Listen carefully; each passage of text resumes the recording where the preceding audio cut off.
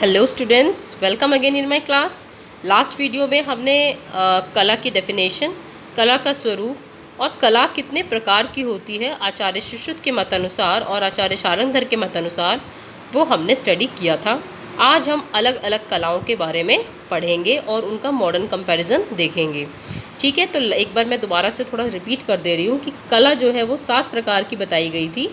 पहली मांसधरा कला, दूसरी रक्तधरा, तीसरी मेदोधरा, चौथी श्लेष्मधरा कला, पांचवी पुरुषधरा कला, छठी पित्तधरा कला और सातवीं शुक्रधरा कला है।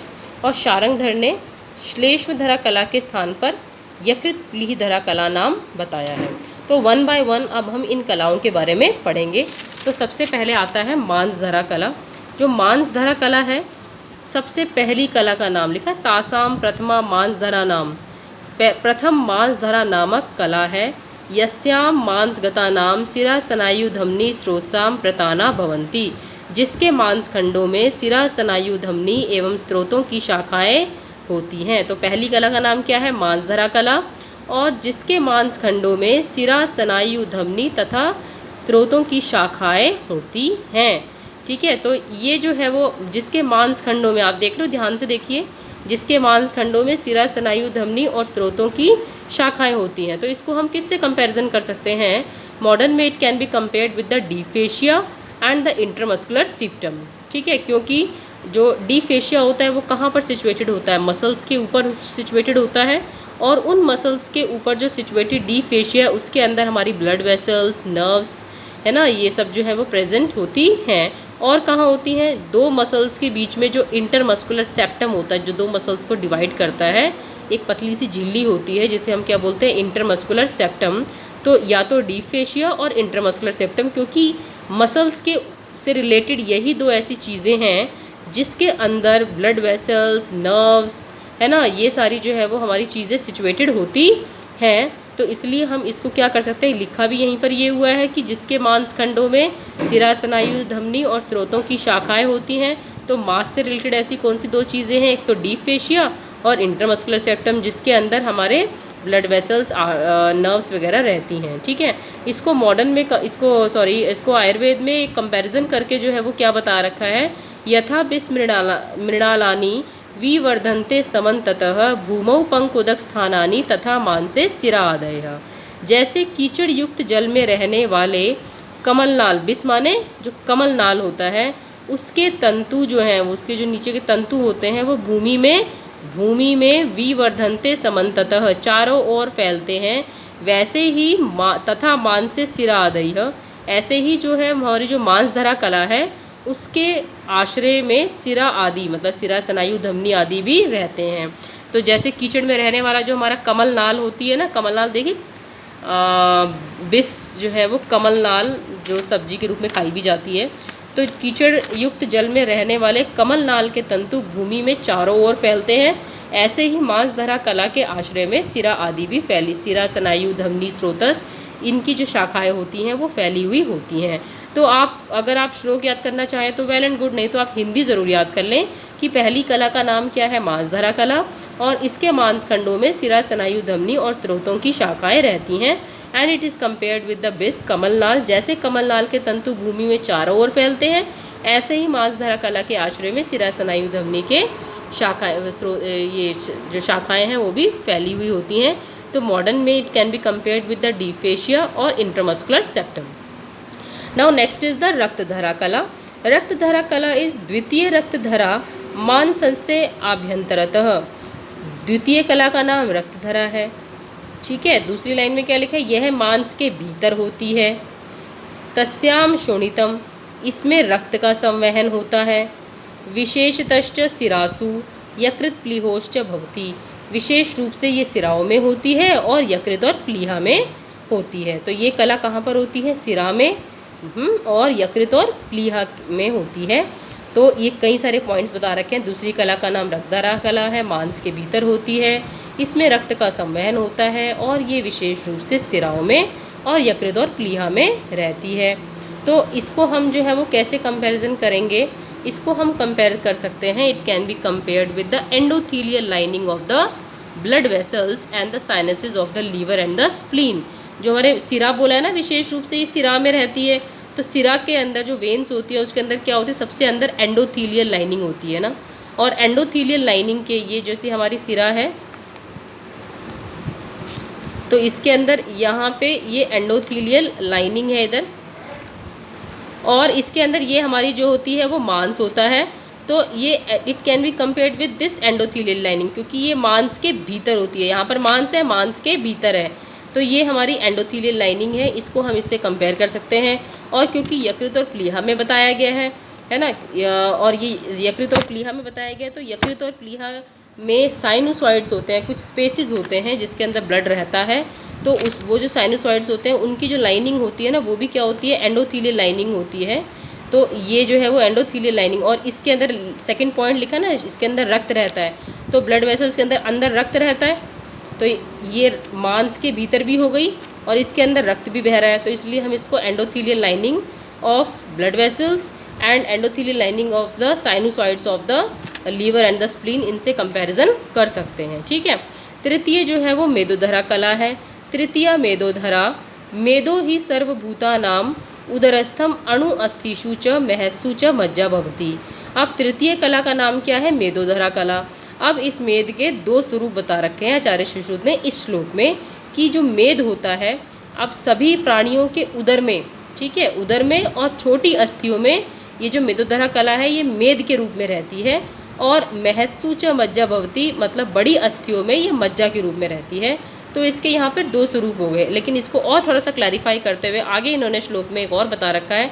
यहाँ पर इन्होंने मेद के तीन स्वरूप बताए हैं, एक तो जो है वो मेद, एक मज्जा, और तीसरा जो है वसा। मतलब स्थूल अस्थियों में विशेष रूप से ये मज्जा के रूप में रहती है, अन्य अस्थियों में मतलब अणु अस्थियों में यह सरक्त मेद के रूप में रहती है। ये रक्त के साथ मेद रहता है, जिसे हम रेड बोन मैरो भी कह सकते हैं। मज्जा इज़ बेसिकली बड़ी अस्थियों में रहती है, तो it is yellow bone marrow, और जो सरक्त मेद है छोटी अस्थियों में रहती है वो है रेड बोन मैरो। तो पहला स्वरूप क्या हो गया इसका, मज्जा। दूसरा हो गया जो बड़ी अस्थियों में रहता है, छोटी अस्थियों में जो रहता है वो क्या होता है हमारा सरक्त मेद। और तीसरा जो स्वरूप है शुद्ध मांस के स्नेह को वसा कहते हैं। शुद्ध मांसस्य यह स्नेह स वसा परिकीर्तिता। तो मेदोधरा कला जो है ये मज्जा, सरक्त मेद और ये वसा, ये सभी मेदोधरा कला है। ठीक है। स्थूल अस्थिषु विशेषण मज्जा तु अभ्यंतर आश्रितः, बड़ी अस्थियों में मज्जा रहती है। अथ इतरेषु सर्वेषु, अन्य सभी अस्थियों में मतलब समस्त जो छोटी अस्थियां हैं उसमें सरक्त मेद के रूप में रहती है। और शुद्ध मांस के स्नेह को वसा कहते हैं। तो इसको हम किससे कंपेयर कर सकते हैं मॉडर्न में, it can be compared with peritoneum. ठीक है, क्योंकि उदर में क्या होती है, पेरिटोनियम ही होती है, जैसी मेम्ब्रेन है, फैट कंटेनिंग जो मेम्ब्रेन होती है that is called as peritoneum. Superficial fascia it also contains fat. Omentum, greater omentum, lesser omentum, mesentery, small intestine के ऊपर जो पेरिटोनियम होती है that is called as mesentery. बड़ी अस्थियों में मज्जा रहती है, तो it can be compared with the lining of the medullary canals. जो मेडुलरी कैविटी होती है ना बड़ी अस्थियों में, लॉन्ग बोन्स के अंदर, तो lining of the medullary canals, deep fascia, इन सब से हम इसको कंपेयर कर सकते हैं। तो अब नेक्स्ट आता है हमारा श्लेष्मधरा कला। चतुर्थी श्लेष्मधरा, चौथी कला का नाम क्या है, श्लेष्मधरा। और यह सभी प्राणियों के सभी संधियों में, सभी संधि स्थानों में रहती है। तो इसको हम कंपेयर कर सकते हैं, it can be compared with the synovial membrane of the joints. Joints के साइनोवियल मेम्ब्रेन, जॉइंट्स में रहने वाली जो साइनोवियल मेम्ब्रेन है उससे हम इसको कंपेयर कर सकते हैं। साइनोवियल मेम्ब्रेन क्या करती है, एक तरह से जॉइंट में लुब्रिकेशन का काम करती है, तो इसीलिए उसको कंपेयर भी किया गया आयुर्वेद में। जैसे पहिए के अक्ष पर तेल लगाने से पहिया अच्छी तरह चलता है, उसी प्रकार श्लेष्मधरा कला से स्त्रवित श्लेष्मा से लिप्त होकर संधियाँ भी अच्छी प्रकार से कार्य करती हैं। द साइनोवियल मेम्ब्रेन जो सीक्रेट करती है साइनोवियल फ्लूइड, उसकी वजह से हमारे जॉइंट्स प्रॉपरली लुब्रिकेट होते रहते हैं और उनके मूवमेंट्स में कोई भी डिफ़िकल्टी नहीं होती हैं। दे आर ईजिली मूवेबल, मतलब उनमें जो मूवमेंट्स होती हैं वो अच्छे प्रकार से होती है। ठीक है। अब आती है हमारी पांचवी जो कला है, उसका नाम है पुरुषधरा कला। पंचमी पुरुषधरा नाम यांतः कोष्ठे मलम अभिविभजति पक्वाशयस्था। पांचवी कला का नाम पुरुषधरा है। यह है कोष्ठ के भीतर, अब कोष्ठ तो इतना बड़ा है, कोष्ठ के भीतर किस में रहती है, पक्वाशय में रहती है। और यह मल का विभाजन करती है, मल को पृथक करती है। तो ये लिखेंगे आप पांचवी पुरुषधरा कला में। तो इसको हम क्योंकि कोष्ठ के भीतर पक्वाशय में रहती है मतलब कोलोन, तो it can be compared with the mucus membrane of the colon and rectum. ठीक है। अब आती है हमारी पित्तधरा कला। This is very very important कला। पित्तधरा कला जो है वो पेपर में अलग से भी शॉर्ट क्वेश्चंस में आती है पित्तधरा कला, तो आप इसको बहुत अच्छे से करेंगे। बाकी कला तो करेंगे लेकिन इसको बहुत अच्छे से करेंगे। षष्ठी पित्तधरा या चतुर्विधम अन्नपानम अमाशयात प्रच्युतम पक्वाशे उपस्थितम धारयति। मतलब छठी कला का नाम क्या है? पित्तधरा। और यह 4 प्रकार के अन्न को, अन्न जो है अन्नपान जो है 4 प्रकार के बताए गए हैं, अशित, खादित, पीत और लीड। तो ये 4 प्रकार के अन्नपान को अमाशय से चलकर, अमाशयात प्रच्युतम ना, अमाशय से चलकर पक्वाशय की ओर जाते हुए धारण करती है। अमाशय से चलकर पक्वाशय की ओर जाते हुए धारण करती है। पहले अमाशय में रहता है खाना, फिर उसके बाद वो स्मॉल इंटेस्टाइन में जाता है और फिर वो पक्वाशय में जाता है, लार्ज इंटेस्टाइन में। तो अमाशय से पक्वाशय की ओर जाते हुए धारण करती है, तो वो कौन है? स्मॉल इंटेस्टाइन ना। तो it can be compared with the mucus membrane of the small intestine. Okay, तो इस तरीके से जो है वो हम इसको पित्तधरा कला के बारे में ये आचार्य सुश्रुत ने अपने व्यू दिए हैं। आचार्य चरक जो है इन्होंने थोड़ा सा और अच्छे से डिस्क्राइब किया है इसको।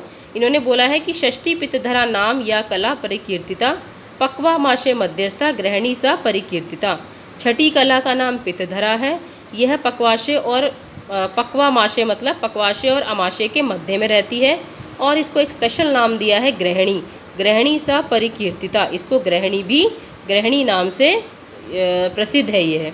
तो ये श्लोक और जो मैंने पहले श्लोक बताया था षष्ठी पित्तधरा या चतुर्वेदम अन्नपानम, ये आप दोनों अच्छे से कर लेंगे। पित्तधरा कला में 5 नंबर का आएगा, तो आप इजीली लिख सकते हो। पित्तधरा कला ये लिख दिया, थोड़ा सा ड्यूडेनम के बारे में आप स्मॉल इंटेस्टाइन के बारे में लिख देंगे मॉडर्न में, तो you can easily get marks. तो षष्ठी पित्तधरा कला ये है, और आचार्य चरक ने इसको ग्रहणी नाम से संबोधित किया है। तो इसको ऐसे अष्टांग संग्रह में भी सेम यही डिस्क्रिप्शन दिया हुआ है, यही बताया गया है कि पक्वाशय से, अमाशय से चलकर पक्वाशय की ओर जाते हुए अन्न को जो बलपूर्वक धारण करती है, इसलिए उसे ग्रहणी जो है वो कहते हैं। ठीक है। ततो असौ अन्नस्य ग्रहणात् पुनः ग्रहणी संज्ञा, अन्न का ग्रहण करने के कारण इसको ग्रहणी कहा जाता है। तो ये भी आप लिख सकते हो इसके अंदर। तो इस प्रकार से इसको हम किससे कंपेयर कर सकते हैं? It can be compared with the mucus membrane of small intestine. Now the last कला इज शुक्रधरा कला। सप्तमी शुक्रधरा या सर्व प्राणी नाम सर्व शरीर व्यापिनी। मतलब 7वीं कला का नाम शुक्रधरा कला है। यह सभी प्राणियों के संपूर्ण शरीर में व्याप्त रहती है। जैसे दूध में घी, इक्षु रस में गुड़ सर्वत्र रहता है ना, दिखता तो नहीं है लेकिन रहता तो है। उसी प्रकार पुरुषों के, यहाँ पुरुष मतलब सभी से लिया गया, पुरुष और स्त्री, उसी प्रकार से पुरुषों के शरीर में शुक्र जो है वो सर्वत्र व्याप्त रहता है।